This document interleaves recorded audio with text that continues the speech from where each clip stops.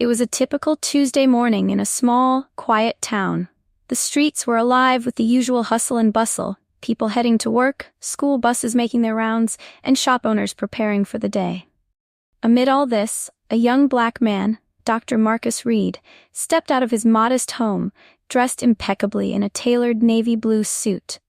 He was a respected physician who had recently moved to the town to take up a position at the local hospital. Marcus loved his work. He believed in serving the community and was excited to start fresh in this new place.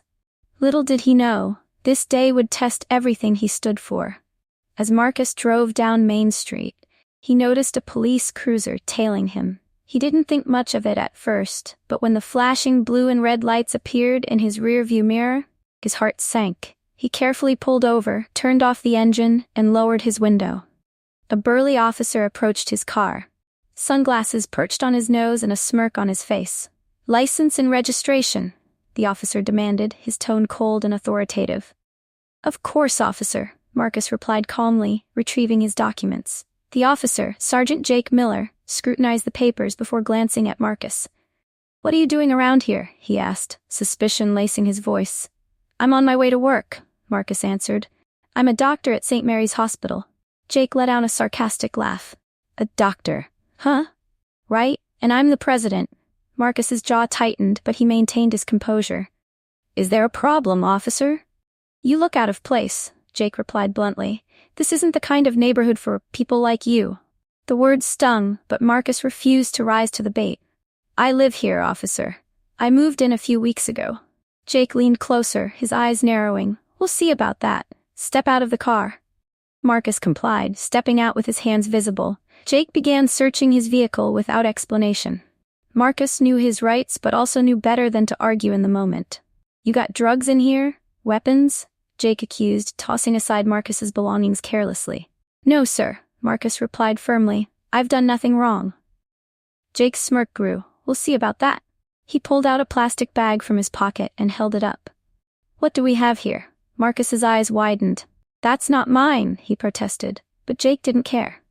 He cuffed Marcus roughly and pushed him toward the cruiser.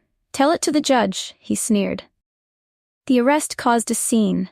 Neighbors peered through their windows and passersby stopped to watch. Marcus felt humiliated as Jake paraded him through the crowd, treating him like a criminal. At the station, Marcus was booked and thrown into a holding cell. Hours passed before he was allowed a phone call. He contacted his lawyer, Susan Grant, a fierce advocate for justice who wasted no time getting to the station.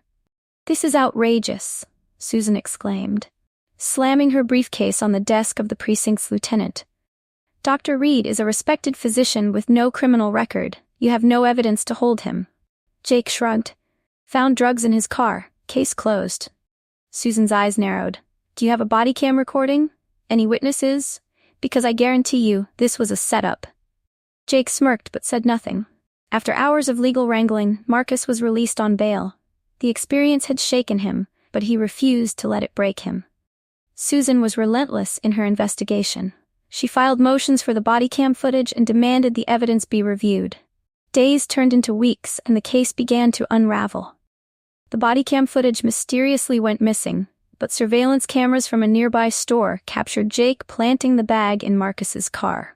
When the footage was leaked to the media, the town erupted in outrage. The community rallied around Marcus. Protests filled the streets, demanding justice not just for him, but for countless others who had suffered similar abuses. Marcus, though still reeling from the ordeal, used his voice to advocate for change. "This isn't just about me," he told a crowd gathered outside the courthouse. "It's about accountability and ensuring that no one else has to endure this kind of injustice." Meanwhile, Jake's world began to crumble. Under mounting pressure, the police department launched an internal investigation. Jake was suspended without pay, and criminal charges were filed against him for misconduct and falsifying evidence. The day of the trial was a turning point. Marcus testified with grace and dignity, recounting the events without malice. The surveillance footage spoke for itself, and Jake had no defense. The jury's verdict was swift and unanimous. Guilty. Jake was sentenced to prison and stripped of his badge. For Marcus, the victory was bittersweet.